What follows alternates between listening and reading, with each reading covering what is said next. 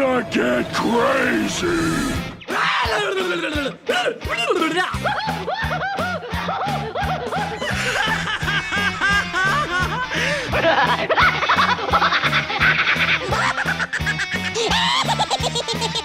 Most everyone's mad here. Yes, brace yourselves, folks. Welcome back to another exciting episode of AniMat's Crazy Cartoon Cast. How are you all doing, people? I've been doing pretty decently so far. Had a pretty relaxing weekend, but now I am fully back to get to work and especially to get started on this. And especially with this episode in particular, we got something a little unique, I would say. This is going to be a little bit more different than some of the past episodes that we have gotten so far. Primarily because, well, number one, I just want to go and give out a little bit of a warning because at least with the first story that we got, or, well, primarily it is the first and main story of this episode, that we are going to be diving into some pretty heavy themes, and this is going to be a little bit of a serious topic, so just a little bit of a warning that maybe some of you might not necessarily be prepared for this discussion, and if not, and you want to go and bail out, then I perfectly understand. That I understand. I get what you're going through. I get what I get how you feel. So you can come back later for some of the more fun stories that we will be discussing about. And also, considering how last week it has been pretty dry in terms of animation news and even entertainment news in general, where there's a lot of like fascinating stuff to go and talk about. There's just very little of that. So I'm just going to let you know right now that there are only going to be 4 stories that we will be discussing instead of the usual 5. So yes, this will be a little bit of a shorter episode, but then again, at least it will give us a little bit more time afterwards. So this will be shorter, but still, it's going to be short but sweet, and hopefully it will still be fun, and hopefully also thought-provoking as well, considering some of the subject matter that we will get into. Okay, so with all that said and done, I would like to go into the chat wall, and I would like to go and ask you all, are you ready for today's episode of AniMat's Crazy Cartoon Cast? Let me hear it, folks. Oh, and I do see an extra subscription, so thank you, KS19 Green, for that subscription. That is definitely nice of you, and what a nice way to go and start this one off.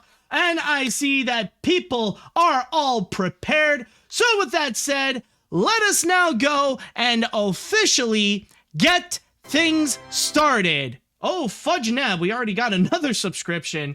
Thank you, MetaRalph23. Okay, wow. This is already off to a better start than I expected. Okay. All right, but anyways, yes. Let's go ahead and begin, unless someone wants to step in and make another subscription. I don't know.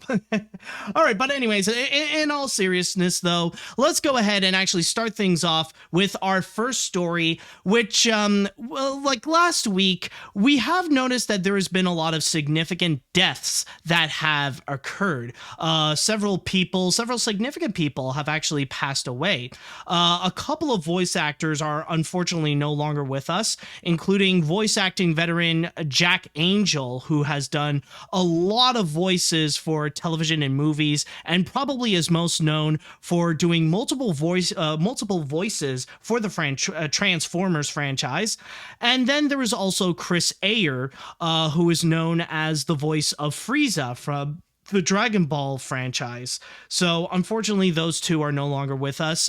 Jack Angel has passed away at the old age of 90. And then you also got Chris Ayers, who sadly passed away at the age of 56 due to cancer. I believe it's pancreatic cancer, but still, he died of cancer at the age of 56. However, even though those deaths have occurred, the one that people are currently talking about right now, the most talked about death that did actually happen, is none other than cinematographer Halyna Hutchins. And some of you may not necessarily know the name of Halyna Hutchins, and that's more because she is actually an up-and-coming cinematographer where she just graduated the AFI Conservatory back in 2015 and was slowly but surely climbing up the ranks. And she was highly beloved by everyone who actually worked with her. And it seemed like with her career, she was pretty much really getting up there to the point where people would not be surprised if, like, if she were alive in a few more years, she would have actually gotten an Oscar for Best Cinematography. But unfortunately, that is no longer the case. However, some of you might be wondering, though, why is it that the most talked about death is Halyna Hutchins? Why not some of the other deaths that recently happened, like Jack Angel and Chris Ayers? Chris Ayers? Or either way, well, like, why not them, and why is it really her?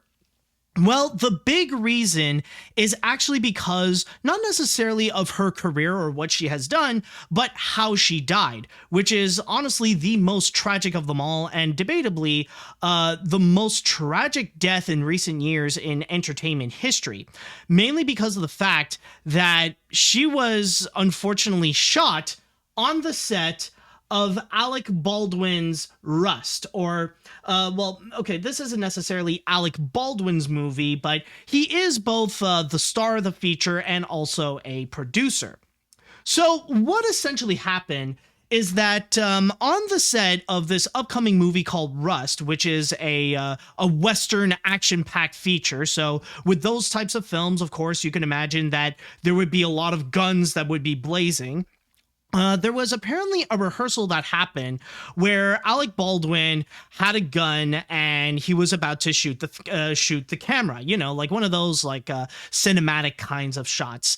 So as he was doing so, he was handed his assistant director handed him the gun. They were rehearsing to see how things would work, and suddenly when he shot the gun, it unfortunately not only injured director Joel Souza, but it also severely damaged Halyna Hutchins, where she ended up getting some serious damage on her stomach. A helicopter had to come in and pick her up to rush to the hospital, and that's where she unfortunately passed away.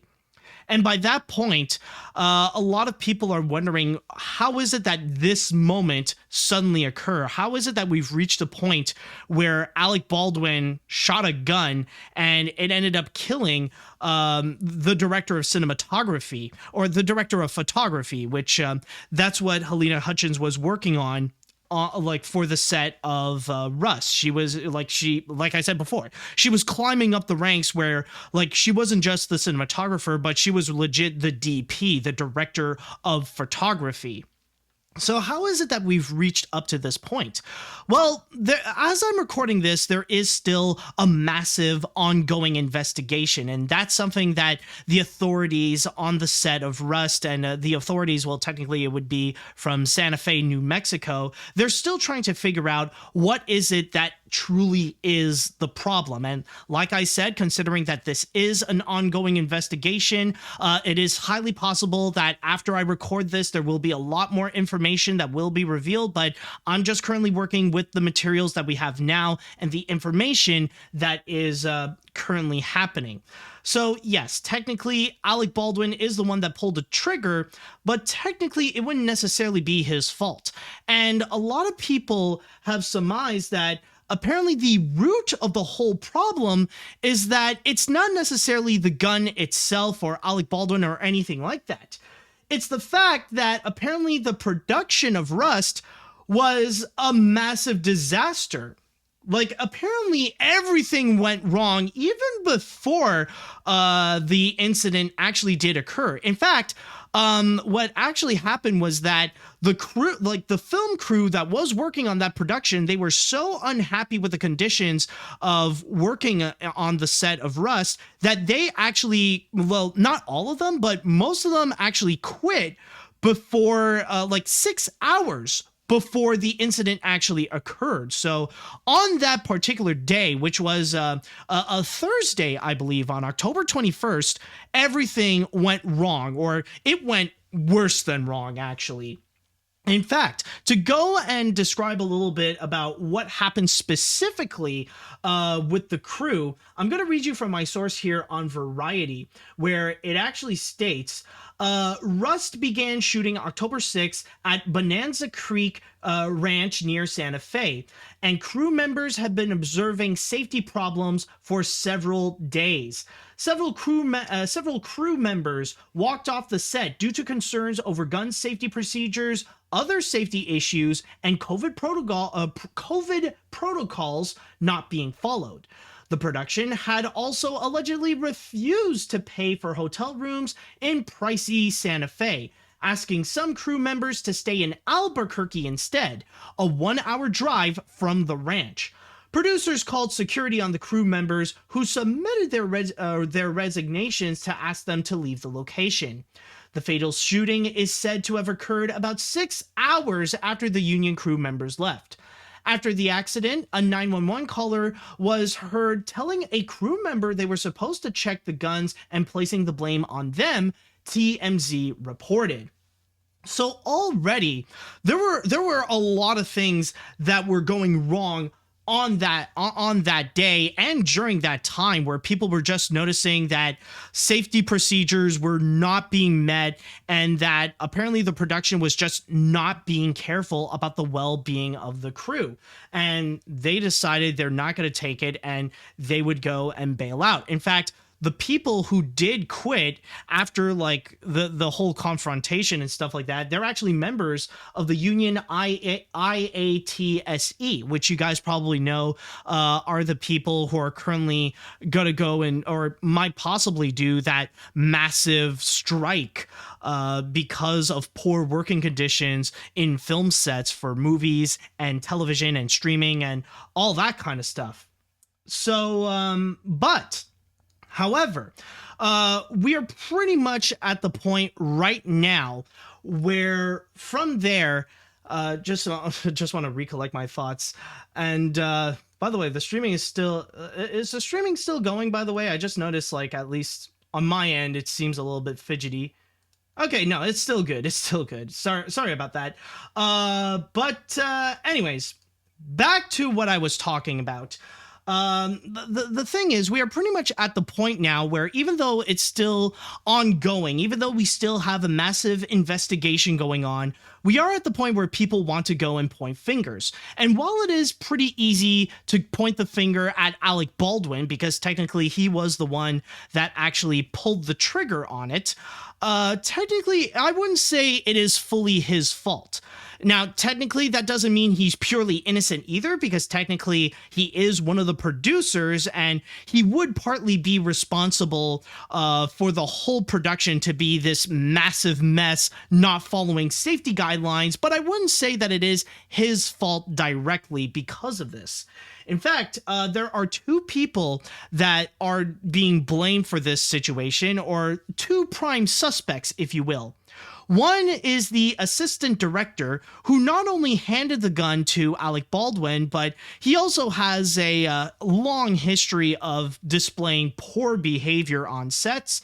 And the other one is the armorer, the person who is responsible for all the weaponry and the guns for the production, which apparently that responsibility was given to a 24-year-old woman. In fact, just today, the chief electrician of Rust actually did put out a long rant on Facebook and described his frustration when working in the production, and how upset he is that things have gotten so bad to the point where it actually did take away someone's life. And I'm just going to read you here, this time from my source on Deadline, and this is actually a quote coming from the chief electrician, Sergei Svetnoy, in which he describes here, in a scathing Facebook post yesterday, Svetnoy called out, "The person who was supposed to check the weapon on the site did not do this. The person who had to announce that the loaded gun was on the site did not do this. The person who should have checked this weapon before bringing it to the set did not do it. To save a dime sometimes, you hire people who are not fully qualified for the complicated and dangerous jobs, and you risk the lives of other people who are close and your lives as well. I understand that you always fight for the budget, but you cannot allow this to happen. It is true that the professionals can cost a little more and sometimes can be a little bit more demanding, but it is worth it. No save penny is worth a life, the life of the person. He would even go on ranting about the armorer, stating right over here, I'm sure that we had the professionals in every department but one, the department that was responsible for the weapons. There is no way a 24-year-old woman can be professional with armory. There is no way that her more or less the same age friend from school, neighborhood, Instagram, or God knows where else can be a professional in this field. Professionals are the people who have spent years on set, people who know this job from A to Z. They are the people who have the safety on set and the level of reflexes. They do not need to be told to put the sandbag on the tripod, fix the ladder on the stage, or fence off the explosion site. They have it in their blood. So that's pretty much the whole situation, and the best way that I can to go and summarize the entire case, which right now apparently there's this production starring Alec Baldwin that has gone so bad to the point where unfortunately it did cost the life of a person, which in this case is cinematographer Halyna Hutchins. Now, the thing is, I just want to go and explain that when it comes to film sets, when it comes to working on either a movie, a TV show, a streaming series, or whatever, these things can be complicated, and I understand that they are extremely tough to maintain. Because throughout all this, you got about 3 or 4 things that you got to ensure all at the same time to know, like, to make sure that the production can be all good. Like, number 1, you got to make sure, 4 things actually. Now I remember, like, I knew the 3 things that were in my head, but then there was a 4th one. I was like, I know I said 4 before. What was it? Yes, that. Okay, so what you got to do, so the thing is that they have to, like, in many of these film productions, they got to maintain these 4 things all at the same time. They got to make sure everything is on schedule. They got to make sure that the quality is the best that they can be with the materials that they have at their hands. They got to make sure everything is on budget, that whatever money that they have, they got to make sure they stick to that number. And especially, they got to make sure everybody is in top shape, is in top quality, and everyone is healthy, and that their well-being is all good. And I can tell you right now, even if you have some of the most professional people in the industry all working together, maintaining those 4 things at once is virtually impossible. I'm not saying that it cannot be done, but trying to do that all at once is extremely difficult, and it's such a fragile procedure where one little screw up and like one little mistake in any of these categories and the whole thing can ultimately collapse in itself, which is why we could ultimately see incidents like this can occur, productions that could end up going over budget much more than they would. We would see a lot of movie delays because the schedules cannot be met, or also like the quality where we would have like some kind of technical issue with the camera, or there would be like a whole bunch of bad takes to the point that like you wasted a whole day just doing like a bad take again and again and again because of like one problem or another. So maintaining all this, even if you would have like 100 or 200 people working at the same time on this one set, it is extremely difficult. So I understand that it can be extremely tough, especially for a production like Rust, which is said to be an independent production. It's supposed to be this low budget feature film, and maintaining a low budget can be extremely difficult, especially when you do have like this high profile celebrity in the starring role, such as Alec Baldwin. So I understand how the circumstances can be extremely difficult. But this case right here is the absolute worst case scenario. The death of a person because of this kind of situation. Like it really is a nightmare case, because the real sad thing about all this is how she passed away, how Halyna Hutchins died, because really the reason why she passed away is because she came into work. She wanted to do what she loved. She pretty much went on her business.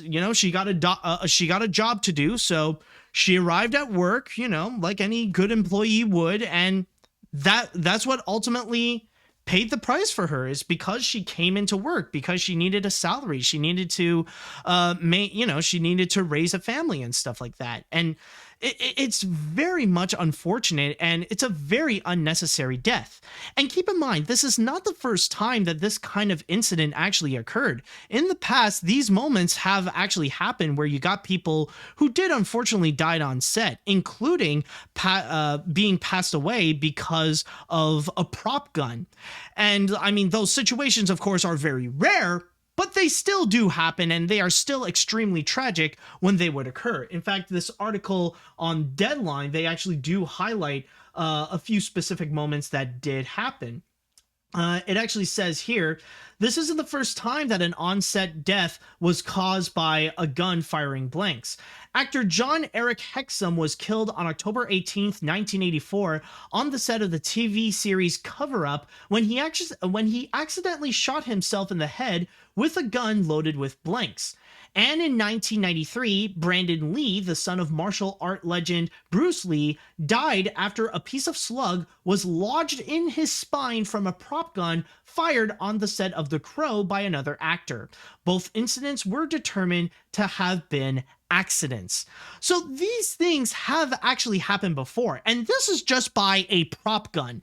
This is only like an incident that occurred by a gun. There have been several deaths as well that did actually occur. In fact, you probably heard a few years ago when a motorcycle accident have actually happened on the set of, I believe it was something like Deadpool or something like that. Correct me if I'm wrong, but there was an unfortunate incident that happened with a motorcycle where a bad accident occurred and it cost the life of a stunt performer. Yes, okay, people have confirmed to me, yes, it was Deadpool. So these things like these things do unfortunately happen, and a big part of it has to do with like trying to maintain the production. And regardless of what it could be, one little slip up and something like that could happen. It could actually cost the lives of an individual. And like for every day, productions try to do the best they can, especially like when you are in that kind of scenario where you would have to do like death-defying stunts, or that you would be handed like a seriously dangerous weapon where you got to make sure that everybody could be safe while they're working on these things. Even if on screen they would look like they've been taking serious damage, you don't want the real person who's acting in that damage to actually be damage, if you get what I mean right there. But also, I just want to mention like a little extra information regarding what actually happened in the production of Rust. Even though they could be filled, even though guns are usually filled with blanks, what actually did it in this case was that there was a legitimate live round that was put in there. So that could be something that after I recorded this, we will find out a little bit more about how is it there is still that one live round in that gun. So we still don't know the full details of it. And for now, what we do know is just a very poorly managed production. And really, if there would be a group of people that I would say would be responsible for now in this case, until we figure out more information, yeah, I do honestly believe that it would be at the fault of the producers.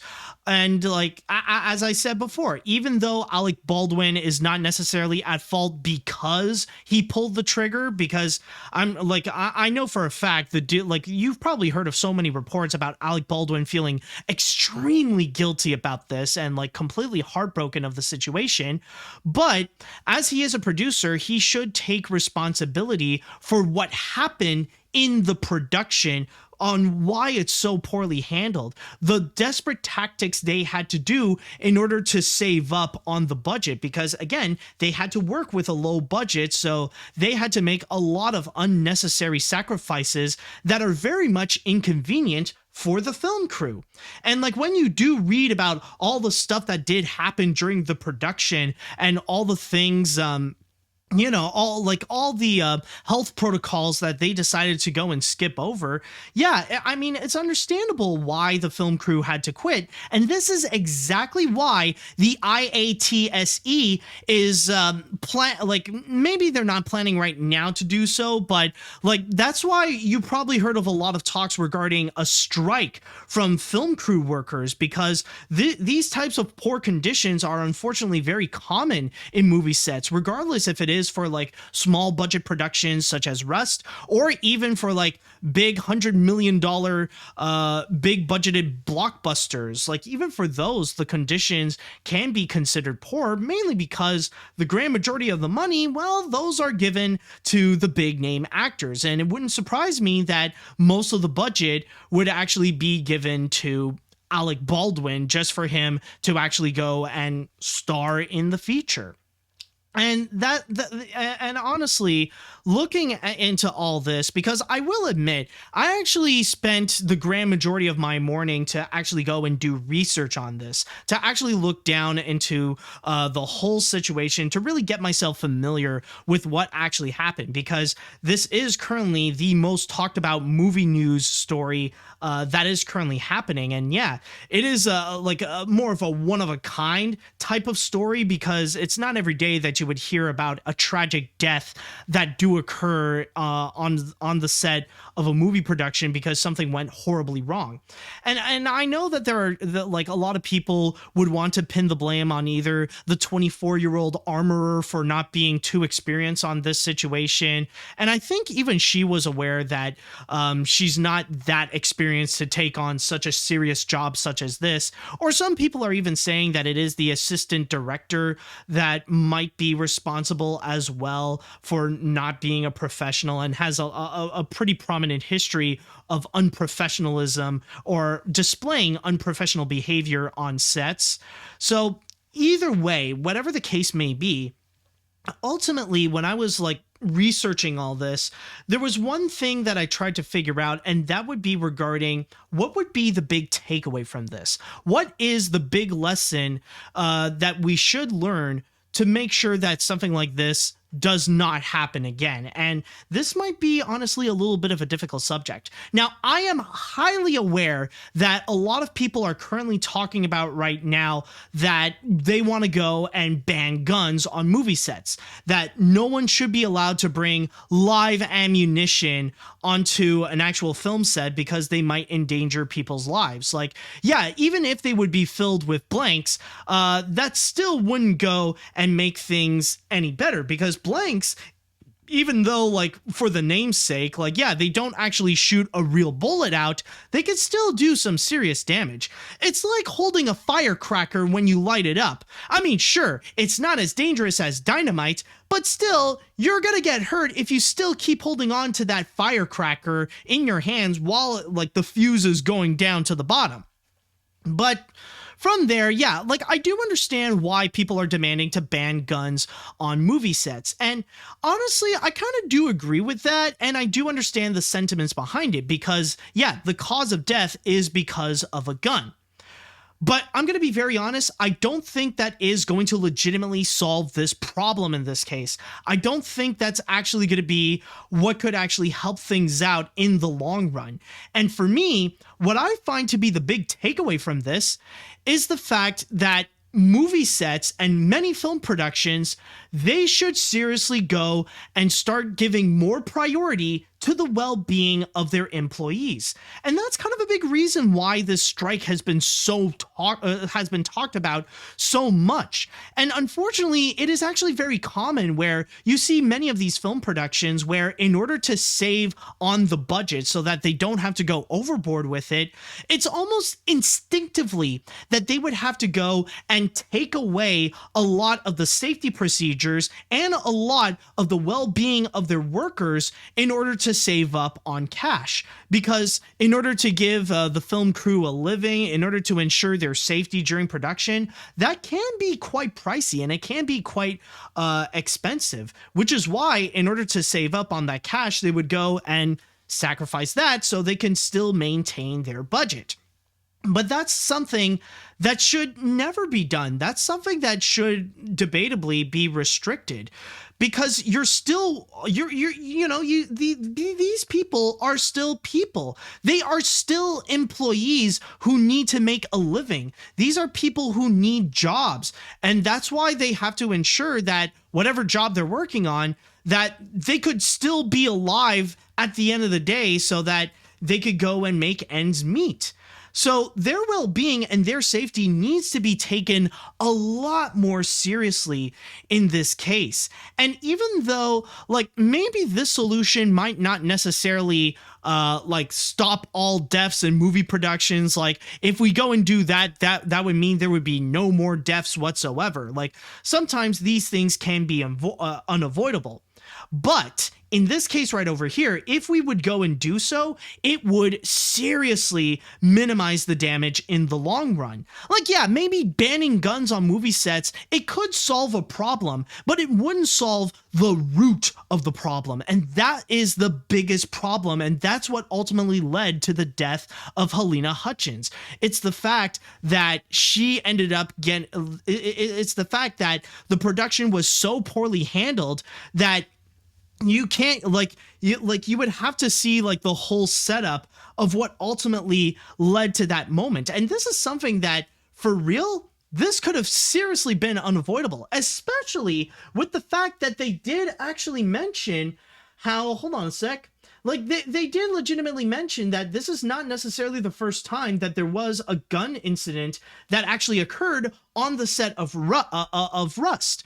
You know, I'm not saying that it ended up hurting someone, but some legitimate misfires and some poor handlings of the weapons have actually did occur on that production. So it was almost, in a way, it was almost like fate that something like this could legitimately happen. And I know that does legitimately sound terrible here, but this could have easily been so preventable if this production was way better handled.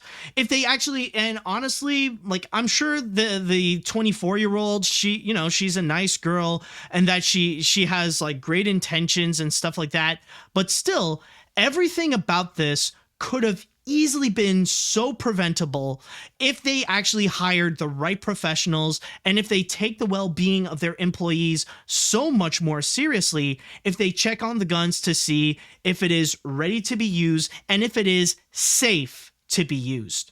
Because again, all this could have never happened if the production went better in terms of the health and safety protocols and the well-being of their employees. Fix that, and this would have never happened whatsoever. And that's why, as I said before, I know I'm kind of repeating myself here, like, yeah, banning guns could be a solution, but it's not going to solve the root of the problem. Because if you do ban guns, that's not going to stop productions to have stuff like this happen, to have more poorly handled productions where they ignore the health and safety of their employees. And that's why the strike is so important. And in a way, this really does highlight what the IATSE strike is all about, or what they want to do with it, what they want to actually go and highlight, how poorly treated these people are, to the point where when things don't, when they're not treated nicely, then the production itself is not treated nicely. And that's when you would go and have terrible mistakes such as this. And I know technically this is a complicated situation. It's still ongoing as I'm recording this. I wouldn't be surprised if we do end up learning a little bit more info afterwards, but it's very tragic. And yeah, I would say this is probably the most tragic and the most tragic entertainment death this year, mainly because this is a death that happened that could have easily been so preventable if the well-being of others is put onto consideration. And I just want to say, may Halyna Hutchins rest in peace in this case.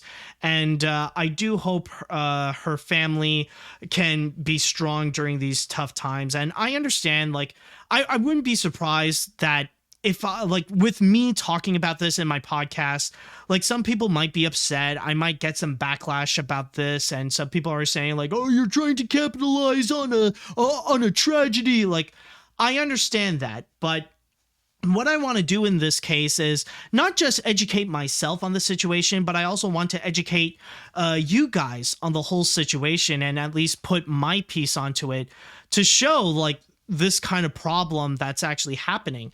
Like, yeah, I know some people want to watch, they watch my content, or they go to this podcast for the sake of escapism. But I also want to go and try to highlight some of the dark sides of reality so that we don't be afraid of what's going on in the real world. And when we are not afraid of the events of the real world, if we're not afraid of reality, then the easier it will be to confront the problems. And that's what I want to go and highlight here, is to educate you all on what the situation is and what could have been prevented. So yeah, at the end of the day, this is a tragic tale about treating your workers better, not just for film productions, but just in general, in the workforce, essentially, because it's not just movie sets that are guilty of doing this, but like, plenty of workforces are guilty, whether it be for places like construction, or accounting, or sports, or politics, or what have you. The well-being of their employees should be at a very high priority to make sure their health and safety is perfectly good when they are working, so that when they do work, they don't end up being screwed over because of the stupidity of the higher ups. So that's just something that I really wanted to talk about, and that I really want to highlight, so that we can go and discuss about a situation like this, and discuss about what we can do in order to go and try to solve the problem, or at least point out what the problem is, so that the people who can solve this problem can actually do that. So I think with that said, I got my piece out. So I want to know what you guys think. How do you feel about the whole situation of Rust? Do you guys have any additional comments that you guys would like to add about this? Let me know what you all think.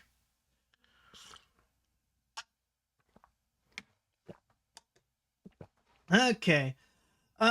Now, what do we have here?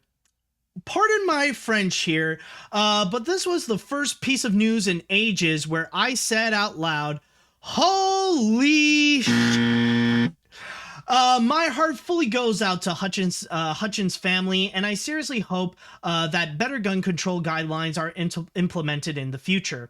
God's sake, this isn't the first time this even happened, considering the incident on the set of The Crow. I won't be pointing fingers as to who's responsible, but all I'll say is Hutchins' legacy lives on, and may she rest in peace. Yeah, and honestly, I just want to say right now, I would not be surprised if there would be no charges whatsoever, because technically, at least what we do know so far, is that all this is a massive accident. Yeah, maybe we will point to fingers towards who would be responsible for it, but but so far from what we know, nobody actually intentionally put in a live round onto Alec Baldwin's gun so that this kind of accident would actually occur. There, like for now, there doesn't seem to be some legitimate malicious intent that actually did occur. Let's see what we have here. Even if this movie had a rather troublesome production, I could not imagine something like this happening. This incident, alongside the ones in Cover Up and The Crow, just shows that film producers must follow the safety guidelines, and possibly switching out the prop guns with airsoft guns with muzzle flashes being added at this point. I can't even imagine how terrible Alec Baldwin feels about it. Even though it wasn't his fault, he will still have to live with the guilt for the rest of his life. Oh yeah, like, I'm sure for Alec Baldwin, this is traumatic. Like, this is something that's going to scar his life. And I don't know what this is going to mean for his career, if this could end up making him less valuable, if this could be like a career ender for him. But I can imagine that for the mental health of Alec Baldwin, yeah, this is going to be doing some serious damage. Like, whatever he's paid in this movie, like whatever is his salary, all that, I can imagine, is going to be spent partly to help out Hutchins' family, and another part is going to be spent on his therapy. Let's see what else we got here. This is such a tragedy. This really goes to show why workers in Hollywood productions need to be better taken care of so people won't lose their lives. I definitely don't blame Alec Baldwin for this, and all I can say is rest in peace, Halyna Hutchins. As for this strike happens, I guarantee you that this will be the biggest thing that could affect the entertainment industry since the Writers Guild strike for the late 2000s outside of COVID. Oh, absolutely. Like, if they legitimately go and do this strike, like, it's going to have a massive impact. Like, in fact, right now, major studios like Netflix and Disney and Warner Brothers and stuff like that, like, a part of them are kind of bracing themselves, and they're kind of scurrying around to know what to do in this situation, because that would mean a lot of productions would have to be seriously halted because of this major strike. And I can imagine that this incident over here, that's going to really add fuel to the fire. It would possibly be their biggest motivator why they would go and do the strike. Like, they would go and do it for Halyna Hutchins. Like, okay, I don't know if this would be too extreme of an example, and I do apologize if I would take this too far, but if this strike does occur, I can imagine Halyna Hutchins' face, like, she will be used the same way as George Floyd's face is being used for the Black Lives Matter movement. That Halyna Hutchins will be kind of like the facial figure of the IATSE strike. Let's see. And again, if that's too offensive, then I do apologize and I will take it back. But that's kind of the perspective that I kind of see if that does occur. Let's see what else we have here. This kind of story is a good example of my disdain for the Second Amendment. I'm not against the need of a well-regulated militia, but the non-infringible need to bearing arms is clearly not the best way to ensure a safe civilization. Ever since 1776, the USA are in constant state of a muffled genocide. There hasn't been a single year where there haven't been a non-negotiable amount of dead by bullets, and don't count for the NRA for that to be resolved. And again, like, when it comes to guns, that's kind of like a whole different issue. And I mean, I do understand what you mean when it comes to, like, not being a fan of the Second Amendment, or, like, having some serious gun control. Like, I live in Canada, and I am extremely fortunate that I do live in a country where we do have very strict gun regulations, so that, well, stuff like what's been happening in America doesn't actually occur in here. Like, even though that doesn't mean there's no such thing as incidents with guns that do occur, like mass shootings and stuff like that. Yeah, they do exist in Canada, but they are extremely rare when they do occur. And again, in this situation, yeah, it would actually help out if there are some serious gun regulations put in place, but that wouldn't necessarily solve the big problem of what's happening here. It's more so a situation related to poor productions that don't take care of the well-being of their employees, more so than it is regarding gun control and the subject of guns in the first place. Let's see what else we have here. So a few things. One, I don't think it's Alec Baldwin's fault. It was a pure accident. Two, the production crew that left were following the lead of the Kellogg's workers strike, who wants better working conditions, rights, and pay. Three, for all the people's complaints about CGI in action movies, the lives of people shouldn't come at the cost of being believable. Four, thank you for talking about movie productions and why it's not always about people not being creative enough. Budget is a reality. And I know technically budget is kind of a complicated discussion. Like, I know, like, there's a lot of like really stupid and hot takes where people would go and pin the blame on the budget for poor animation or stuff like that. Case in point, like, you'll find a lot of weeaboos who have no idea what they're talking about, and they'll discuss about the budget of an anime as if they know like what the problem of that specific anime would be or why it's like poorly animated or whatever. But even though the subject can be complicated, having a small budget can really screw things over. Case in point, it's actually because of a small budget why the infamous production of Sausage Party occurred, because Sony Pictures only gave them a budget of less than $20 million, which is insane for an animated film, a mainstream animated feature, if you will, filled with a whole bunch of big name celebrities. I'm gonna go and read one more comment before we jump on to the next story. This is such a tragic incident. The entertainment industry almost went on a strike in getting fair treatment for union workers, and now we are dealing with this tragedy since Brandon Lee's death. I feel sorry for everyone involved in a crappy situation during production like this that resulted in Hutchins' death. Let's pray for her family upon dealing with this situation. Exactly, and I mean, I know this is a very heavy subject, but let's hope for the best for Hutchins's family, and let's hope in the future some like an outcome can actually happen so that the well-being of the film crew can actually be taken a lot more seriously and something that shouldn't be sacrificed when dealing with a low budget.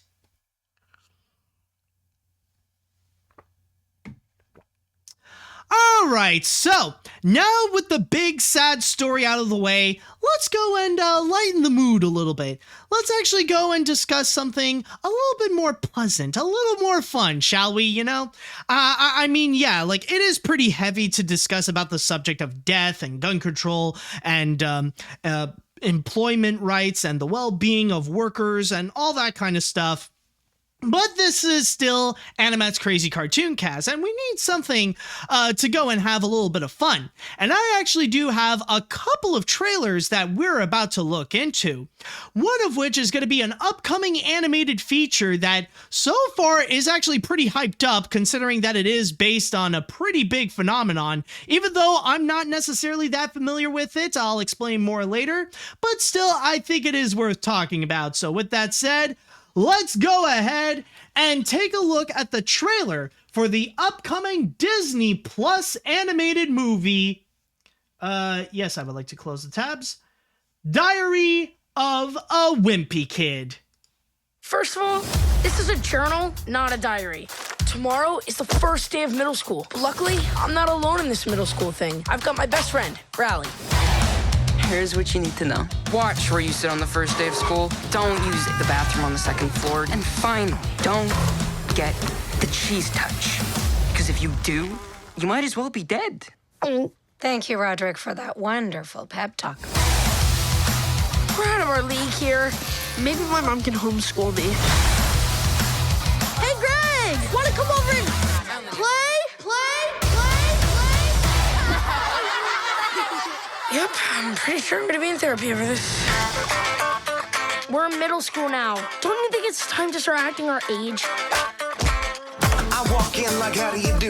I just do a little better with an attitude. Freckly! Want to see my secret freckle? I'm like permanently scarred from that night. Look at these little nerds. I'll pass their bedtime. Busted! The cheese! There's a piece missing! Disgusting.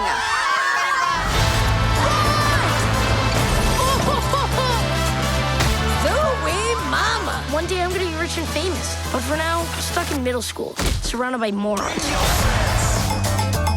If you just stick with me, everything will be fine. Oh, sorry. I thought you were teenagers. Are you all right? You're all right. So that was Diary of a Wimpy Kid, a brand new animated feature that will be coming exclusively to Disney Plus on December 3rd. Now, I just want to go and state this right now that I am not familiar with Diary of a Wimpy Kid at all. I've never read any of the books, and I've honestly never seen any of the movies. The only thing that I'm honestly familiar with Diary of a Wimpy Kid is the fact that it does have a huge fan base, and it is massively popular. In fact, as I am recording this, the trailer here, it's been almost a week since it's been released, and the trailer from Walt Disney Studios has nearly 3 million views. So, like, it does explain a little bit of the popularity of Diary of a Wimpy Kid, but I am aware that it does have a major fan base, that it is massively popular, and there are a lot of people who love the movies. In fact, you could correct me if I'm wrong, but I think there are more people who are fans of the movies, more so than fans of the books, or at least the movie fans are not fans of the books whatsoever. But sometimes the fan base can get actually pretty crazy. I remember a few years ago when people were flipping their lid over a casting switch because one actor was replaced in a prominent role, and a lot of people were flipping out by saying, "Hashtag not my Roderick!" I'm sure Diary of a Wimpy Kid fans will suddenly get flashbacks of that moment of like, oh yeah, not my Roderick was a thing. And I remember looking at all this going, I have no idea what the fridge is going on. But yes, anyways, going back to Diary of a Wimpy Kid, this is actually the first time where we see everything being fully animated, where now they actually do take the illustrations of the books, and now they're really bringing them to life in 3D. And that's one thing that I just want to say right now that is honestly immediately noticeable. The way that they directly translated the very simplistic 2D style of the books, and they would go and bring that to the world of 3D. And I've seen people on the internet where they would go and make a comparison to something like the Peanuts movie, but for me personally, I would say that the first thing that I think of when I saw this trailer is that it reminds me so much of Captain Underpants, the first movie, because in a way, they're kind of doing the same thing, because they're taking the very simplistic style of what's been already put in place on the books, and they're directly translating it onto CG animation, where they want to bring those designs onto 3D, but keep them in the exact same way, keeping that same very simplistic look, giving you know, like maintaining kind of like a rubber hose animation, cartoony style onto the movements, you know, to keep it like to stay true within, I guess you could say, the art style of what the books had in the first place. And that's exactly what we are seeing right over here is how everything is kept simple, but in 3D, even to the point where like it's just like dots for eyes, very simple geometric shapes. The arms are like they're very much like retro, like vintage cartoons, like in the 1930s and maybe a bit in the 1920s as well, where it's like completely rubber hose. Like everything is kept as simple as they can be to stay true to the style of the original, or at least to the style of the artwork that is done for those books. And I will say, at first glance on it, like after seeing this trailer, I will say there's something weird about it. You know, there's something that I kind of feel like there are times where it's a little bit off. I'm not saying the animation is bad, but I feel like it tries to do like a few different things at the same time, and there's something about it kind of feels a little bit weird, where there are times where they try to keep themselves extremely simplistic and keeping things very basic, but at the same time they want to go and add some like small detailed realism. And probably like the weirdest shot would have to be at the end after like they present Diary of a Wimpy Kid, and that's over here, like where they have like the Halloween scene where they're going trick-or-treating, and you see the two main kids, they're in their costumes, and then suddenly afterwards, like right over here, boom, like they got splashed with water, and like you could see over here, you could see how like now suddenly you see a lot of realistic textures, like you see the fabric texture on like his night costume, how detailed and realistic it looks, and especially the water effect, where like that adds an element of realism. And there's a part of that feels very off, where you have elements of reality meshed in with elements of something that's very basic and something cartoony, and that just feels a little bit weird sometimes. So like that's one thing I will say, that the animation can be a tiny bit off at times. And also one thing I will add, like even though this is not necessarily a criticism to the designs themselves, like I get it, they want to stay true to the original source material, but there are moments when they could feel a little bit weird, especially for someone who's technically a newcomer like me. Like the little brother, for example, like yeah, everybody has like a simple round head, and then you got like this baby where yeah, like some people could say that's kind of like a Simpsons overbite, kind of like a very exaggerated one, kind of like a Lenny. But in this case here, no, this isn't a mouth. This is like more like a beak. This is a flat out duck bill where you just add in a gigantic nose. So there are some character designs that they could feel absolutely strange, especially when you do put them in a 3D environment. So yeah, I will say that in terms of what they are showing so far with the animation, like it's a little bit weird. I kind of do get it, but the execution, like there's a lot of it that feels on and off, because they want to go with a very basic and simplistic style, but at the same time, they want to add in a lot of details that is kind of like an unfitting contrast to those simple styles. So there's some things like it's more of a give or take kind of situation. But anyways, let's go back into the actual thing itself. What about the other factors with Diary of a Wimpy Kid? What do they present in the actual trailer? And I will say, like outside of the animation, from what I see, I feel like it's fine. Nothing really spectacular and nothing to really hype me up to see this, but I guess with Diary of a Wimpy Kid, they are more or less more just slice of life kind of stories that there's nothing too extravagant about them. They're more just like a full-on coming of age story about this kid trying to survive middle school, or trying to survive in school, and like going through the hardships of like being bullied or being humiliated, and like all the circumstances that regular kids would have to go and face during their school time.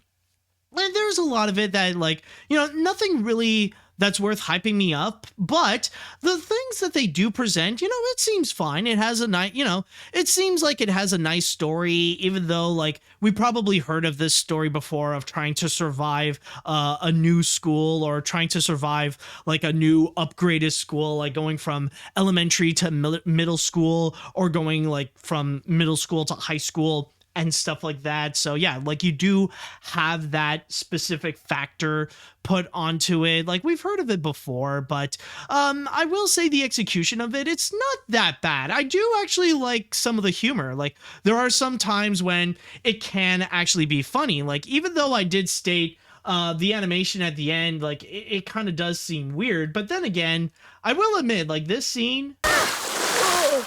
Oh, sorry. I thought you were teenagers. Are you all right? You're all right. Like, I will admit, that part was actually pretty funny. And there are a few times when, it did make me chuckle a little bit. Or, like, even this part, like, with the weird... I just noticed right now, like, this Franklin kid, like, already, wait a minute, like, already it looks familiar. Like, that type of, like, hairstyle here, the green glasses is like, holy crap, this is technically a skinny Carl from Jimmy Neutron. Like, don't you think, guys? This kind of looks like Carl. Like, I can't be the only one who sees it. Like, like, especially with the design, like, there's a little bit of that Carl in here. But anyways, as I was saying, yeah, he is. Yeah, some people are even saying it's like he's secretly Carl's brother. Ooh. the most, yeah, like, who would have guessed, like maybe this could be the ultimate crossover that we need. Like, screw Jimmy Timmy Power Hour. We need like a crossover between Jimmy Neutron and Diary of a Wimpy Kid. Maybe that could actually work out in some way. But anyways, yes, as I was talking about, there's also this scene that I do find to be funny. See my secret freckle? I'm like permanently scarred from that night. Like, okay, I will admit that was actually a pretty good response. I don't know if that is the legitimate joke of the movie itself, but at least the way they set things up in the trailer, that is actually pretty funny. That is actually pretty good. And even like the kid himself, what's his name again? Crap, I just saw the trailer and I completely forgot the name. Really shows how good my memory is. But anyways, with the main character, like, he does have some good comebacks and some good responses. Yeah, Greg. Yeah, thank you. Yeah, regarding Greg, like, he has some good responses to, like, some embarrassing situations. Like, here's another good example. Yep, I'm pretty sure I'm gonna be in therapy over this. Yeah, like, I'm sure that's like a situation that I think a lot of people can actually go and relate to. So I will say a lot of the execution of this, it's actually pretty good, and it actually does have some very solid humor. So I will say, in my opinion, from someone who is not familiar with Diary of a Wimpy Kid whatsoever, I'm not expecting anything special out of this. I'm not expecting this to be like the best thing to come out of on Disney Plus or one of the best animated films of the year. But you know what? This actually, it looks decent.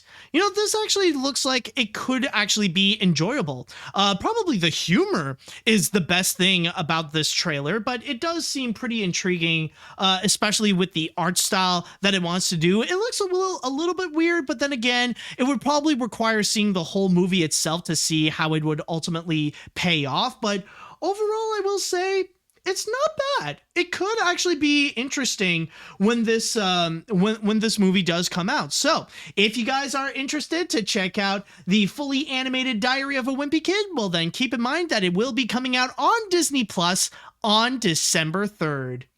And with that said, let us now go on to the chat wall, and I would like to ask you all, what do you think of this trailer of Diary of a Wimpy Kid? Did you guys enjoy that one? Are you guys not sure about it? And especially if you are a fan of Diary of a Wimpy Kid, I would love to know your thoughts on this. So let me know what you think. Let's see. I was obsessed with the books when I was a kid. The live action films are mostly my type of guilty pleasure. The animation quality is not too bad at all. Looks far more faithful to the original books. The live action films did as well, but it does feel like it's doing its own thing. kids' first ever raunchy comedy. I'll check it out since the original author was involved with this. Exactly. So I think the best case scenario is that this could be another case like Captain Underpants, where it may not necessarily be the best animated film that they would go and put out, but it could actually be very pleasant, and I'm sure fans will definitely be satisfied with what they have to offer, especially when the original author of the books is actually involved with this production. Let's see.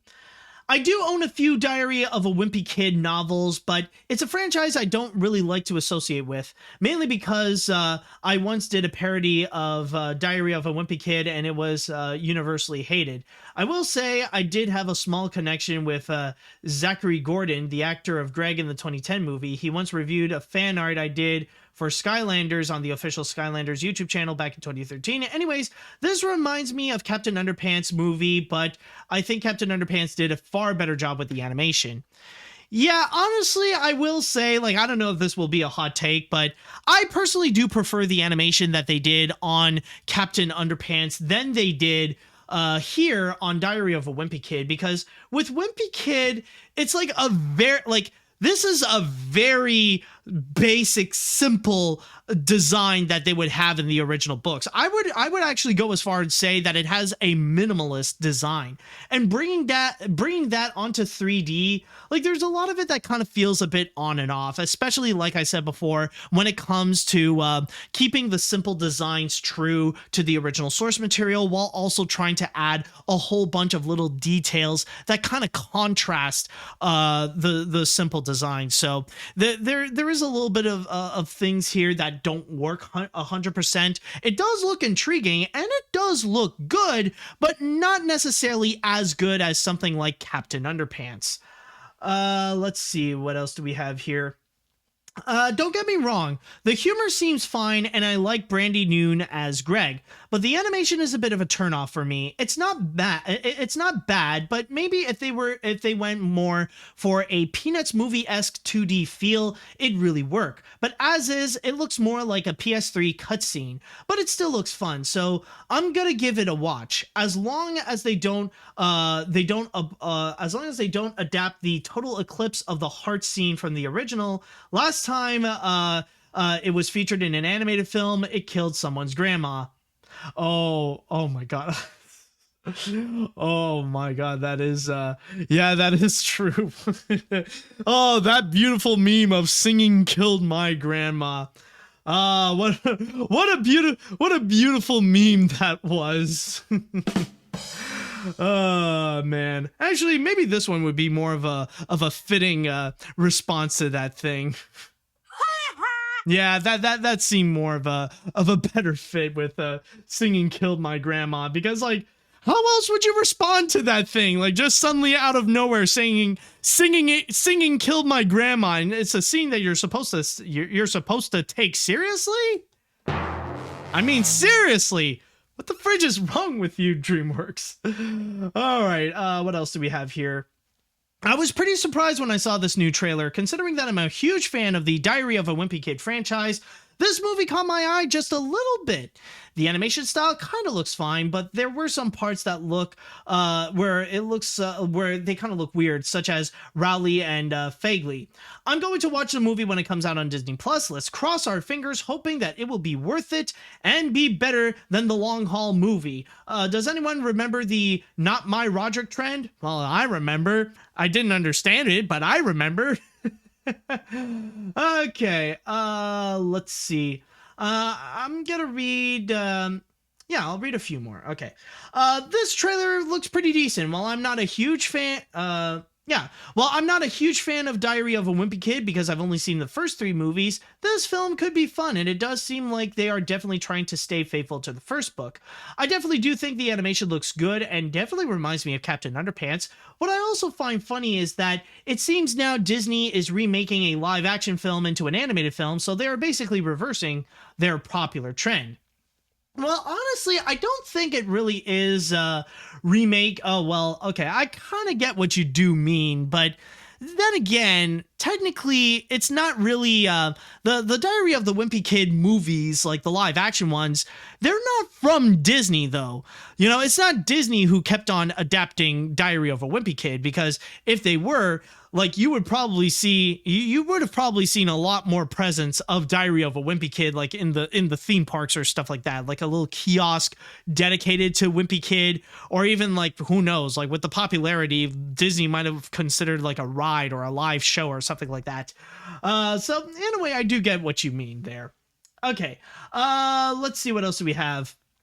I apologize for being such a critic, but this trailer to me is just bland. The animation is good, if not great, but my biggest problem with it is just the first movie, except it's animated. It feels more like those live-action Disney reboots. Well, at least it's not the long haul. Plus, the voice acting is just eh?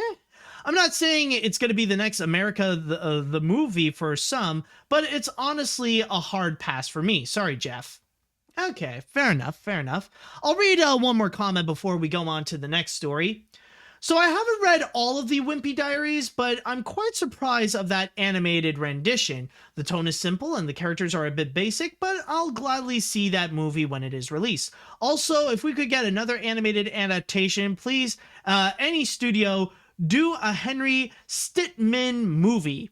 I don't even know what that is, but it's interesting to see that we got a little bit of mixed reactions, but a lot of people are definitely on board to go and check this one out. So if you guys are interested to see the Diary of a Wimpy Kid movie, then keep in mind again that it will be on Disney Plus on December 3rd.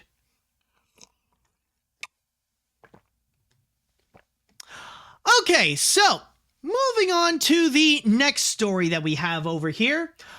What we got is another trailer, but this time around we're going to be looking at a series, and so far, the first time around, it was such a major hit. Fans were definitely excited and very glad to see the comeback of these characters, so of course, an encore would definitely be necessary. So with that said, let's go ahead and check out the trailer for Season 2 of Animaniacs. Oh, hello. Based on your recent search terms, how to make friends, funny things to look at, and harmless dinosaurs, the following ad was tailor-made just for you. You're welcome, America. Roll it. Let the games begin!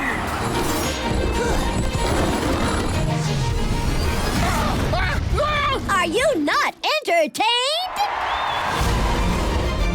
Who are these things? Not a Hulu subscriber, I'm guessing. We'll get you a 7-day free trial. You have been shopping with my phone again. No, we haven't. Then who bought the industrial meat grinder? What? Brian, have one of these delicious astronaut ice creams. Pinky, that's a kitchen sponge. Oh, that explains why I've barely had to use the bathroom. We can do this in a calm and professional manner, or zany antics. Antics! Antics! Cue the antics!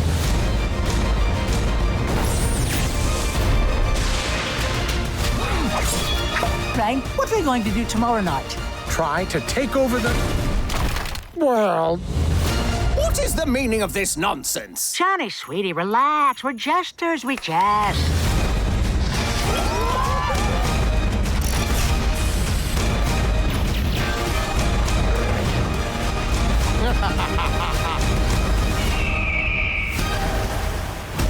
Hey, Sims! We're so meta that the shark jumps us! We're Animaniacs, totally insane. Back again!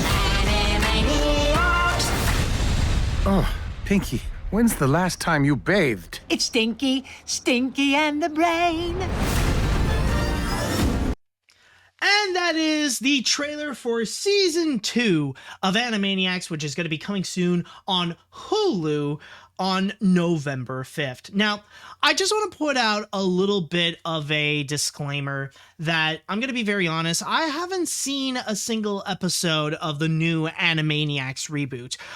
The most that I have heard is just from secondhand opinions from other people. So even if I would go and put my piece onto it, well, it wouldn't necessarily be as strong or as valid as those who have actually seen it. But from what I've heard regarding the Animaniacs reboot, yeah, like you're going to get a whole bunch of people who will be complaining that, oh, this series is too woke. It's like, you know, like the thing is, that's not a valid criticism. Well, because, well, number one, something being too woke is never a valid criticism. But number two, Animaniacs has always been quote unquote woke. They have always never been afraid to talk about current situations or talk about politics and stuff like that. And I will say, when you see people complaining about woke culture or if a piece of media is too woke for them, the problem is not the content itself.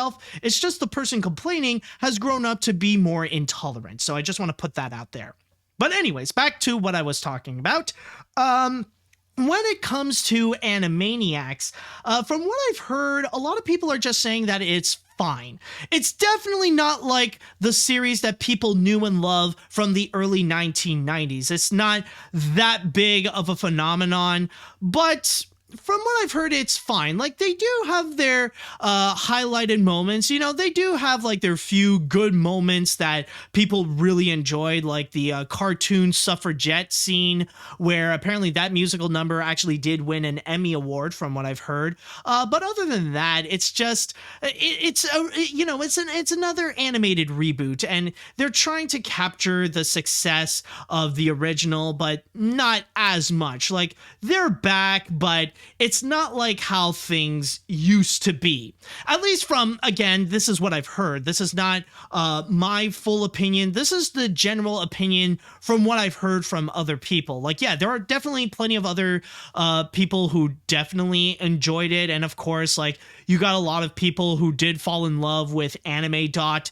But other than that, like, the show is just okay from what I've heard. Like, yeah, people, like, yeah, they're happy that they've experienced season 1 with Animaniacs, but at this point, it's going to be tough to determine if people will actually want to go and actually come back for seconds. So with that said, if I may go and put in my opinion on what we have seen so far with season 2, honestly, the sentiments from what I've heard about the first season of Animaniacs, yeah, it's kind of the same thing with me here. It's just, from what I'm seeing, like, it's fine, but there's nothing really that makes me want to go and actually watch this. There's nothing that's really making me go, I want to go and see this. I want to go and get a Hulu subscription, like, to tell Hulu to say, and then, like, just to go and indulge on nothing but Animaniacs. But then again, I can't really, because I'm Canadian and we don't really have Hulu here.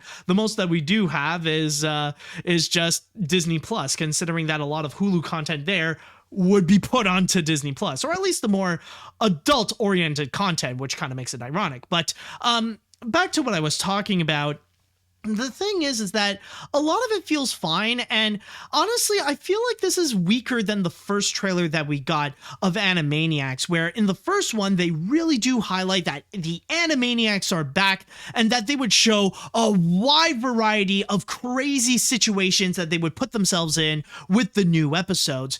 In here, we don't really get that much of a variety. I mean, technically we do, but there's nothing, like, very extravagant about it, other than the gladiator scene that we have seen a few times. And yeah, maybe they highlight a few other instances, like Noah's Ark, or like a scene parodying Noah's Ark, or maybe like the Animaniacs as jesters.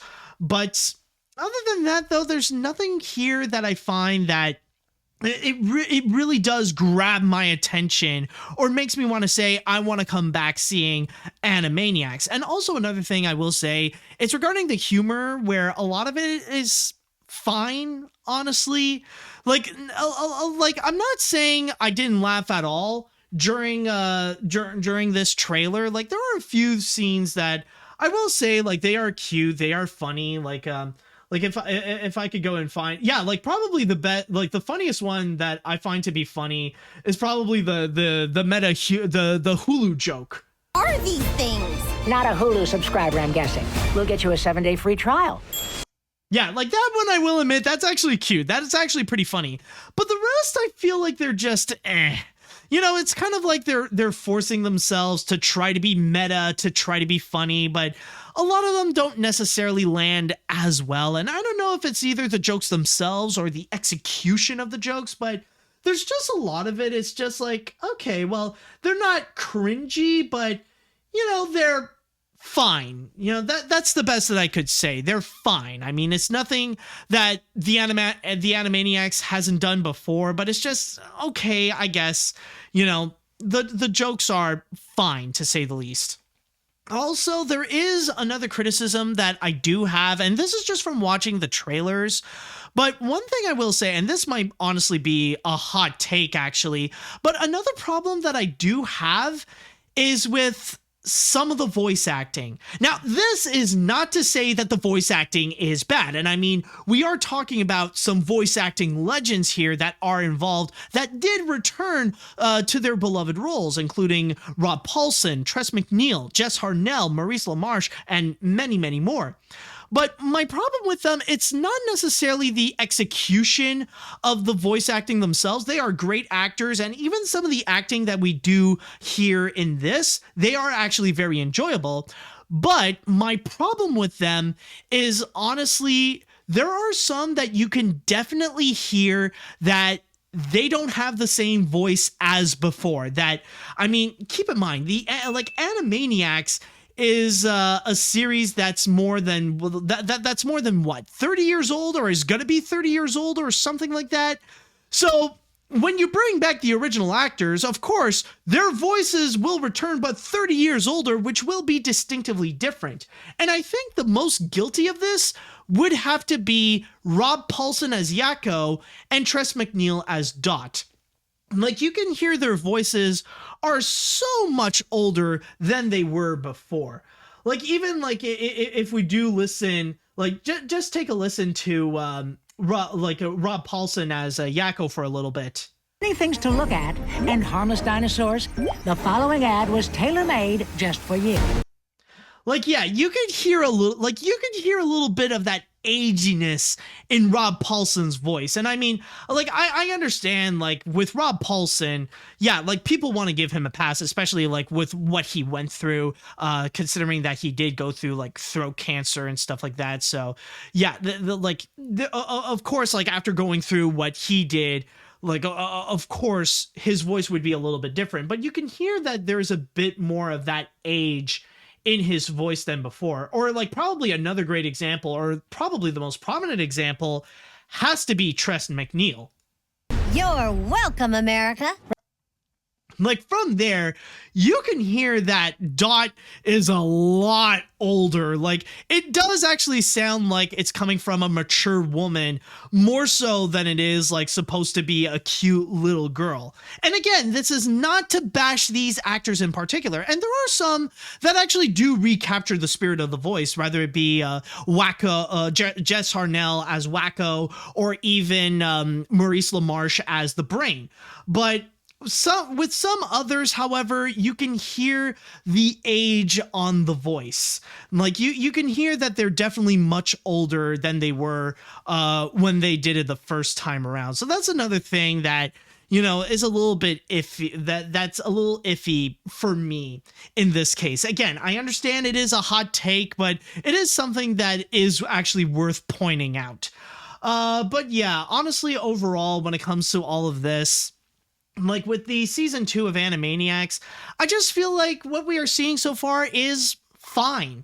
Like, there's nothing really intriguing, nothing that makes me want to say, I gotta go and see this, I want to go and revisit the Animaniacs. It's just a lot of this, I just feel like it's fine. And especially from the criticisms that I have heard regarding the Animaniacs reboot, I don't know how people who have seen the original Animaniacs reboot or season 1 of Animaniacs reboot would this really encourage them to go back to seeing season 2? because generally from what I've heard, a lot of people are saying that, yeah, they're happy that they have seen season 1, but they don't know if they're going to be back for second. So that's going to be the ultimate test. And I mean, technically, I know that they have already announced that a season 3 will be coming regardless, but I guess the future of Animaniacs will really depend on season 2 to see if they could still be as strong as the viewership that they got in season 1. I mean, yeah, there's a high chance that it won't be, but the downhill slope that they are going to go, is it going to be like a slight, like, you know, bunny hill downhill, or is it going to be a dramatic drop? That I don't know, but ultimately we will have to wait and see. But for me though, I will say, yeah, again, it's fine. Nothing really special, nothing really cringy, but you know, it's okay, I guess. No, it's not going to make me come back to the Animaniacs, but I guess like if people do enjoy it, that's fine, but it's just, I don't know, I feel like I could get something, I could get better content somewhere else. And that's honestly my feeling about it. All right, so with that said, I would like to go into the chat wall, and I would like to ask you all, what do you think of this trailer of the Animaniacs reboot? Did you guys enjoy it? Did you guys really like it? Are you guys a little more cautious about it? Are you not really that interested? And especially, what is your opinion if you have seen season 1 of Animaniacs? Let me know what you think on that. Okay, let's see what we got here. I definitely am going to see the Animaniacs Season 2 on Hulu. Season 1 was amazing, especially the Boo Chicken episode and the Donald Trump parody of Homer's The Odyssey. That was hilarious. I'm on this day 1, and I'll be on this until the day I die.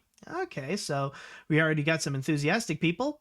As someone who did enjoy the first season of the Animaniacs reboot, and considering one of the better animated reboots out there, I'm definitely looking forward to this. It does seem like they are keeping everyone that was entertained about the first season, so I'm looking forward to this. Also, I definitely have to agree that some of the voice acting is a bit off, and you could tell some of the voice actors are getting older. So yeah, it isn't just me in this case. Let's see what we got here. Animaniacs was a classic show, but the 2020 revival was rather a downgrade. Season 1 was decent, but it lacked some of the charm of the original show. I like the Chickaboo episode, but the show feels a bit late for revival. As for Season 2, it seemed to be a bit of an improvement, but there seems to be nothing that crazy. I do hope for Biden and Joe Manchin digs, just like there were for Trump digs in Season 1. I will watch Season 2 on November 5th, though I do hope Slappy Squirrel will come back. Well, didn't they already like specify that technically a lot of them are not going to come back though? Like a lot of the characters from the classic series, they're not going to be returning. I don't know. I thought they already established that. Anyways, as a general Animaniacs fan and a super picky of the brain fan, I look forward to seeing this new season of the Animaniacs reboot, but I will say they already did the Noah's Ark thing in the 90s show where Noah thought God was his mother and then said, "Oh my God," and God said, "Precisely." But aside from that, I wonder what Animaniacs is going to present since they are Animani, totally SAD, unpredictably Animaniacs. Yeah. Okay, I got you there. Let's see. I really like the first season of the reboot, and I think it's safe to say that it still looks great. The strong points of the series is the humor, which I'm glad is still great. I especially love the joke that's all, "Hey, we're so meta, the shark jumped us." I don't know why, but I'm a sucker for that kind of joke. Oh, trust me, with the comments you put in here, we know. Let's see now. With that, I'll definitely be checking it out. And with that said, get out, everybody. Yes, I'm aware there was no build up to that. I just wanted to say it. I mean, like you know, we are talking about Animaniacs, so it is a good excuse to go and like talk about it, even though we're still kind of in the middle of the podcast. Let's see what we got here. I only watched a few episodes of the new Animaniacs, and somehow I never really got into this series. The only things that I did enjoy was the anime clip, and a sneak peek of season 2 was the Animaniacs parodying the Thundercats called 80s Cats, but it didn't actually got me interested in watching the rest of the entire show, even though the show is okay, but it's still not enough to revisit characters that we all know and love. And yeah, that's also another thing that I will say is kind of funny that like they did slightly bring back in a way. Where is it? Yeah, like apparently, yeah, like we're still having more of the anime type of Animaniacs as well. And yeah, like yeah, I could definitely see how this is supposed to be like an 80s parody. And again, I wouldn't necessarily be surprised if people like will fall in love with like this new detailed version of Dot. But one thing I will say that like I think I need to ask technically, like, what is weird with this design of Dot here is that like I mean, am I the only one noticing this? Like technically, like they're supposed to, well, they technically have like black fur per se, but still, like we do see here with Yakko, like he's already established that he is shirtless, and like he is showing off his abs and stuff like that. But so is Dot in a way. So I just need to ask: is Dot topless in this scene? Is it just me, or like I can't be the only one seeing this? Like you do see it, right? Like Dot is topless. Yeah, they're not gonna show like the details of it, but still, like there's just something that I feel like is a little bit off with this. It's like, yeah, I think I'm just saying, like DeviantArt and Twitter, oh, they gonna love you right over here, Dot. So yeah, I just want to add, it's like, am I the only one that's seeing something weird about this? All right, I think I'm gonna go and read one more comment before we go on to our final story. Let's see. This trailer was meh. I did watch a few episodes of the Animaniacs reboot. While it was good, it didn't really make it on par with the original. The characters and voice acting were doing fine. The voice actors did sound a bit like the same in my opinion, even though they are aged. I didn't really have a Hulu subscription to watch this, so I'll give it a pass. I'd much rather watch the original. I really do miss Slappy Squirrel and Rita and Runt. They're great characters, but it's too bad they didn't have a comeback. Yeah, I definitely do understand. And it is pretty interesting that when it comes to the opinions here, a lot of people either they really, really like it or they're just more indifferent about it. So, we got some mixed opinions, but overall, if you are actually curious to go and check out season 2 of Animaniacs, then keep in mind they are going to be coming back on Hulu on November 5th.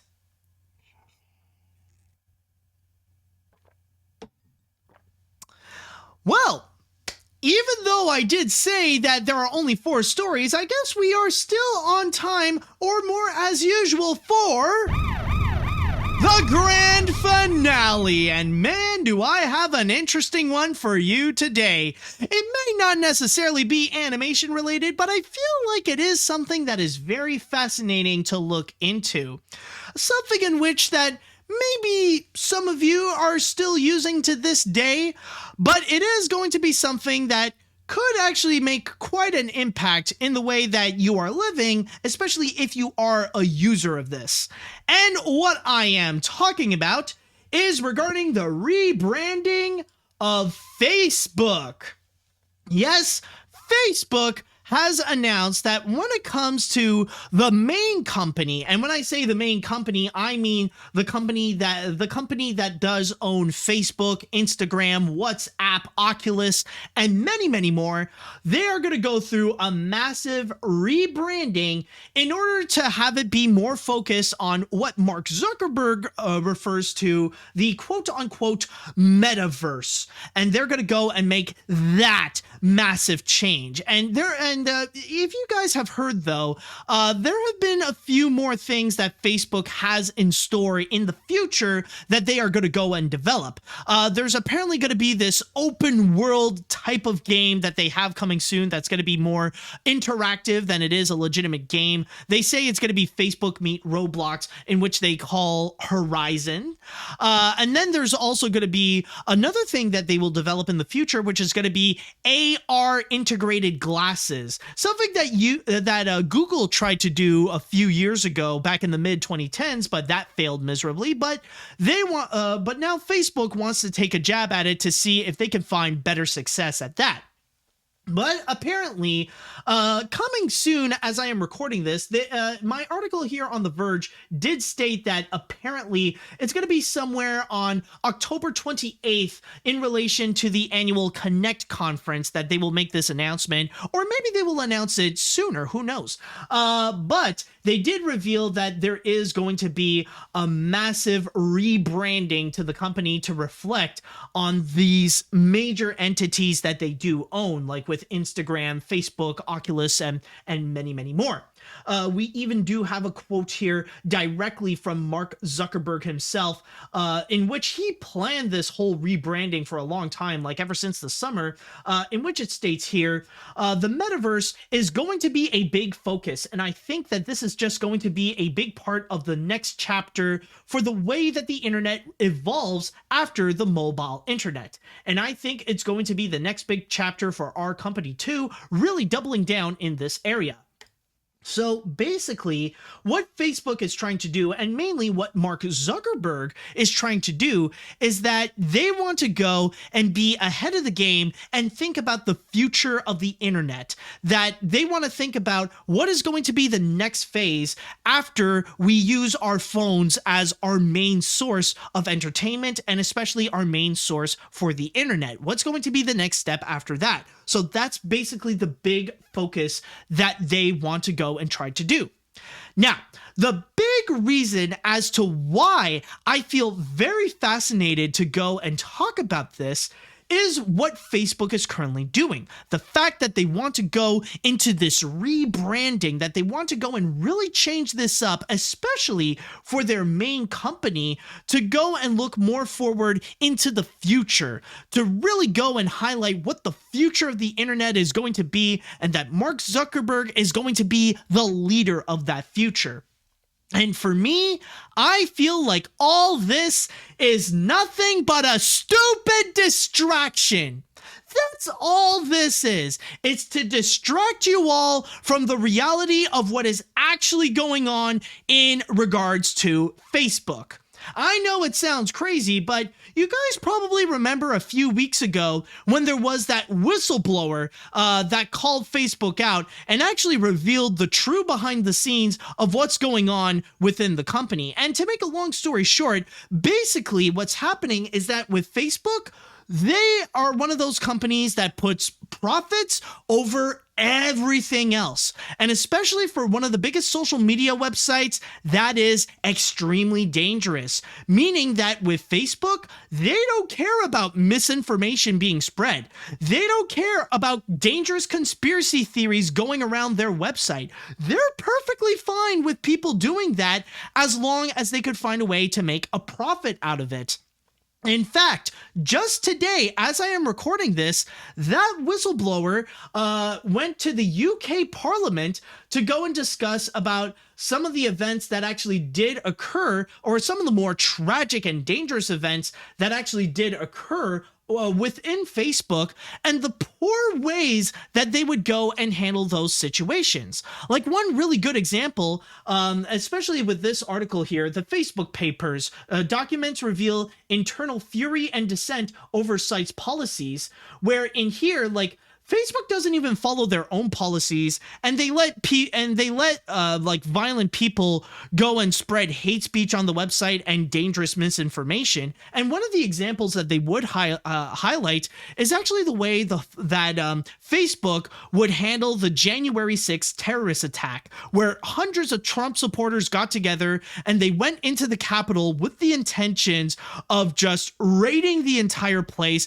possibly killing people. I mean, they already killed one police officer, and in the hopes to just take down Joe Biden so that Donald Trump would be reinstated as president based on baseless conspiracy theories that Joe Biden stole the election or whatever, even though the fact that there is no such thing as proof that there was election fraud on the Democrats' part. Now, from there, with the documents that they have revealed, apparently they showed that there was a lot of frustrations in regards to Facebook employees, that they want to do something in order to try to maintain the situation, because Trump supporters were being highly violent, and they were pretty much encouraging for the death of certain politicians such as Alexandria or AOC or Joe Biden, or even some Republicans that said that there was no election fraud. Like they wanted the death of Mike Pence or of Lindsey Graham and many, many more. Like they were rooting for this situation, and the Facebook employees, they want to take them down, but the higher ups would tell them no, to not interfere, to not do anything regarding a lot of the hate speech that's being spewing out, about the misinformation that's happening, or anything like that. Facebook wanted to do nothing. They wanted the problem to just flourish instead of doing anything, because it would get them more revenue. In fact, one thing that I will mention, I'm surprised not a lot of people actually did talk about it, but I heard some talks, and this really does feel like a legitimate rumor. And keep in mind, this is just a theory. This is only a rumor. But you guys remember, a few weeks ago when Facebook had that one big shutdown where, like, for several hours on a Monday, Facebook just suddenly was just not working anymore and nobody had access to Facebook? Apparently, rumors say that Facebook themselves legitimately did that on purpose to distract people from the news related to the whistleblower and to all the things that she actually called them out upon.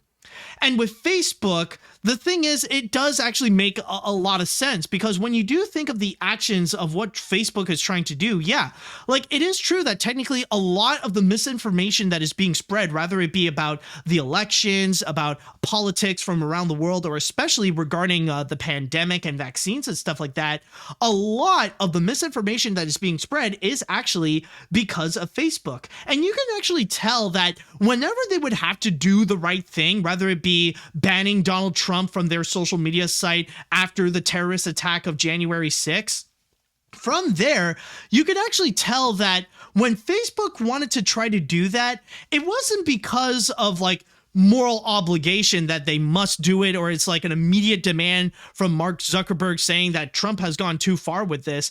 Like, it really did feel like a legitimate PR move. Like, if Facebook had their way, they would be perfectly fine with just spreading all the misinformation and spreading all the hate speech as long as they could go and make a buck out of it. Like, whenever they would have to do the right thing about blocking misinformation or blocking people like Trump, it feels nothing more like a PR move just to shut people and to shut the press up. Like, in order for them to get off their back, so that, like, they would just say, fine, we'll just do the thing. Now, could you please shut up about it? Could you stop making us look bad? Like, that's pretty much the point. You know, that's pretty much what the whistleblower is pretty much trying to say, of how it is so poorly handled and how they don't care about misinformation or about hate speech or anything like that. And when I would see Facebook doing this move right over here, when Facebook is trying to go and pull this off with trying to do this massive rebranding, I really do feel like it is just this massive distraction, that really all the money they want to spend is just going to be spent on something else instead of actually doing the right thing, because the more money they have... God, wow, that was terrible. Like, what the fridge was that delay about? Okay, hold on, one more time. Just want to see. Ah, there we go. Much better. But anyways, yeah, like, if, like, whatever option they'll take, they're going to go with the most profitable, regardless of the morality of the situation. And in this case here, the reason why I feel like this is nothing more of a distraction is because I see this all the time on YouTube. This is a stunt that YouTube does all the godforsaken time in order to avoid any form of responsibility. Because we all know for a fact that YouTube has so many problems. We all know that YouTube, they cannot... Like, the thing is that YouTube constantly screws over their creators in favor of the advertisers. And they would let the advertisers get away with so much more than we would, even to the point where the advertisers are perfectly free to go and break several laws that would actually get creators like me completely terminated. But when we would go and confront YouTube to do something about it, when we asked them to go and take action about a serious situation, rather it be regarding for hate speech, regarding harassment, regarding misinformation being spread, YouTube wouldn't do jack shit. YouTube would just go and pardon me for swearing right there, but YouTube, what they would do is that they would just go on the side going, "What? I can't hear you. We're just currently working on some special redesigns. You know, we're adding this cool new feature that we think you're gonna go and enjoy. We can't take care of that because we're too busy with this new design." And usually these redesigns or whatever new feature they try to do, it's garbage. It's useless. It's pointless. It's a lot more inconvenient than it actually is helpful. Why else do you think that YouTube would constantly re-update their designs or add in new dumb pointless features? It's a distraction from doing the right thing that could cost them a bit more profits in the long run. That's the whole thing with it. It's nothing more but a distraction. And it's the same case right over here with Facebook. They don't want to do the right thing. They don't want to do anything about misinformation or about hate speech or anything like that. They don't want to do so because they know it'll cost them money in the long run. They rather want to go and try to do some pointless redesign. Like, why do you need to update why do you really need to update the company? Is that really necessary? What's that going to gain for anyone? Like, seriously, not to mention with Facebook, they've gone way too, they've become way too big of an entity. And honestly, I actually do agree that there needs to be some breakups going on. Like Facebook is pretty much at the point where they own way too many things, and even too many social media apps themselves. I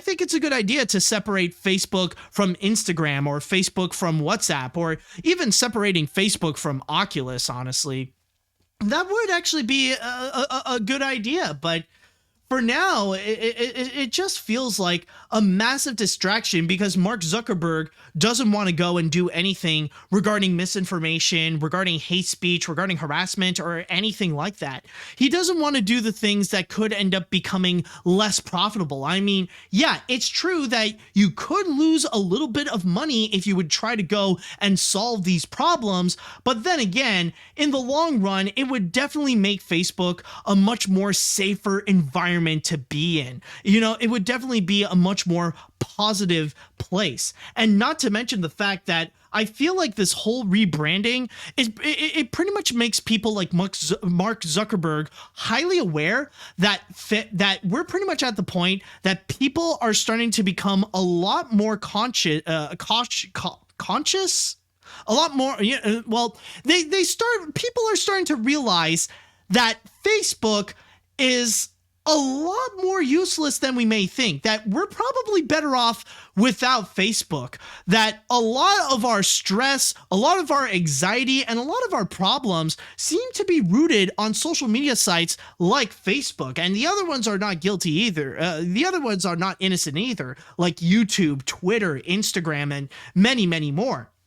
In fact, I'm already starting to see a growing amount of people that are saying that they deleted their Facebook or that they no longer use Facebook or just not using Facebook because of the bad reputation that Facebook is having, especially in terms of stuff like this, with the poor handlings of misinformation, harassment, hate speech, and many, many more.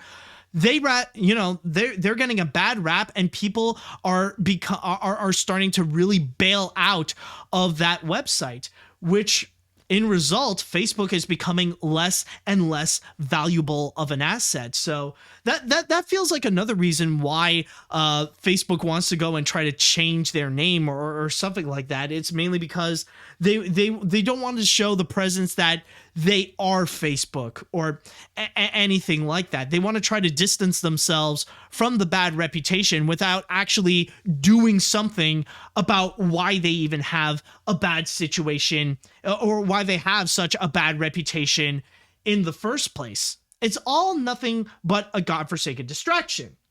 And honestly, I'm tired of seeing these social media mega corporations do that crap. Actually do something about it. And especially when like the whistleblower is becoming more and more open, like now that we are seeing Facebook's problems in full display, the more that we do talk about it, the more that we are open about it and more that the word is being spread, the more that, well, Facebook has to do something about it. The more that, yeah, if they want to keep themselves afloat in terms of a company in the long run, yeah, they better do something. They better be more serious about misinformation, about silencing conspiracy theories, and about silencing hate speech and stopping harassment and stuff like that. They better do something about it. Because if not, well, in the long run, maybe there will be no more Facebook.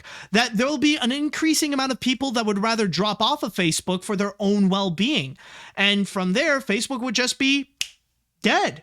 I mean, honestly, I'm at the point where for me, I technically still have my Facebook, but it's only because my friends are still using Facebook and it's our main source of communication when we're not interacting live with each other. Like if all my friends agree that we would no longer use Facebook, then I would perfectly be fine to just delete it all together, including my, my public social media page. I would definitely be okay with it. But yeah, for now, though, I just feel like with this new update, what they're doing, it's just massively pointless. And especially right now with the whistleblower being more and more public around the globe, talking to world leaders about the problems of Facebook. Yeah, we could see some serious punishment gonna be happening on Facebook's part, or who knows, maybe we're gonna see some legitimate government laws that could be a serious pain to Facebook, where they would have no choice but to go and adapt. But honestly, I just wanted to highlight this because it's pretty crazy with the situation that's going on with Facebook and everything that is being revealed by the whistleblower. Seriously, I highly recommend that you go and read articles about what the Facebook whistleblower is actually saying, because yeah, it is massively shocking, and you'll realize that it is a far bigger problem than you can ever imagine, especially with the influence that Facebook has right now. All right, so with that said and done, I would like to go into the chat wall, and I would like to ask you all, how do you feel about the situation with Facebook? How do you feel about the rebranding that the Facebook company is trying to do? Do you think it's honestly a good idea? Do you feel like it's nothing more but a distraction like how I feel? Let me know what you think on all this. All right, let's see now. God damn it, Facebook. Now that's a company that I like and dislike so much. All of this distraction that Facebook is doing is just making us forget about the whistleblower. Facebook needs to be accountable for all the misinformation that they spread for years. All I could say is that I'll keep using Facebook because groups and family for groups and family members only. Also, off topic for a second, I met Kelly Marie Tran yesterday. Oh, nice. Awesome. How was she, by the way? You know, honestly, that's actually pretty cool. I heard recently, I think it's like, were you at the Animation is Film Festival? I heard that she was recently there with one of the directors of Raya for the festival. That actually is that is actually pretty cool. Honestly, I really do like Kelly Marie Tran, and one day I would like to meet. I would love to meet her too. All right, let's see now. I never had Facebook, but I had a similar feeling with Twitter. It was taking too much time for myself and just makes me angry and depressed, so I decided to stop using it, with the exception of talking to just one friend. I want to say this: you don't need social media. It's been proven that it makes your life worse and leads to depression and political polarization, and was responsible for the genocide of Myanmar. Mark Zuckerberg should face trial for crimes against humanity. In short, Facebook. Or actually, hold on a sec. Facebook. There we go. And yeah, I mean, like, honestly, yeah, I would love, and at this point, I would actually love to see these social media conglomerates actually be taken to court with this.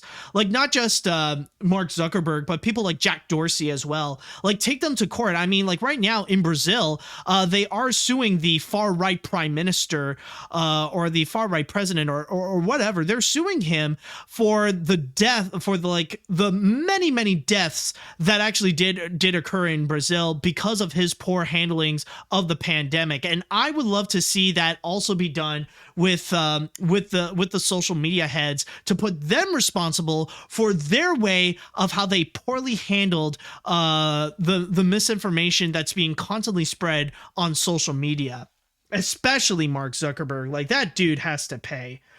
Let's see. Almost most of us here have Facebook and Instagram. Mark Zuckerberg and the people at Facebook have become controversial about how they handle private data, misinformation, hate speech, etc. For this one, I agree that this is nothing but a distraction, so it makes all of us not trust them even more. Also, would you like to see David Fincher make a sequel out of the 2010 film The Social Network, since that film is absolutely amazing, and especially what Facebook has become? Oh, absolutely. That would actually be perfect. You know, like we have a movie about the rise of Facebook. I want to see another movie, like a sequel, to see the fall of Facebook. That would actually be very interesting. Like, get Jesse Eisenberg back on the phone, get him back as Mark Zuckerberg, and then we just see the complete collapse of it. I would love to see that. Now, we will have to wait until, Facebook actually does collapse, but still, I would love to see, that would be, the funny thing is, that would be like the feel-good movie of the year, to see the downfall of godforsaken Facebook. It would be like the digital version of that statue of Saddam Hussein when the people all took it down, or like, not just Saddam Hussein, but other people, other evil people, like all those Confederate statues being taken down. It would give that kind of feeling of satisfaction when you would watch that. Oh, absolutely. Let's see, what else do we have here?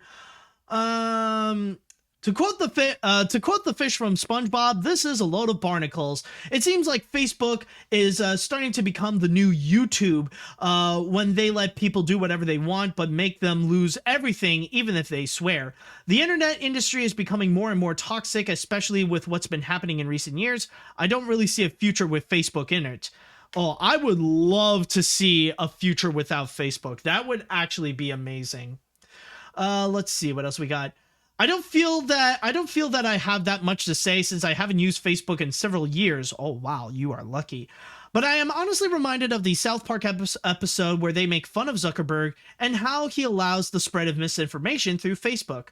I really do agree that this is nothing more but a distraction, though I have to say that the picture of Zuckerberg on this article may imply something worse has happened. Zuckerberg has collected all of the 7 Chaos Emeralds. Yeah, that is actually true. Like, you look at this picture, it really does look like Mark Zuckerberg.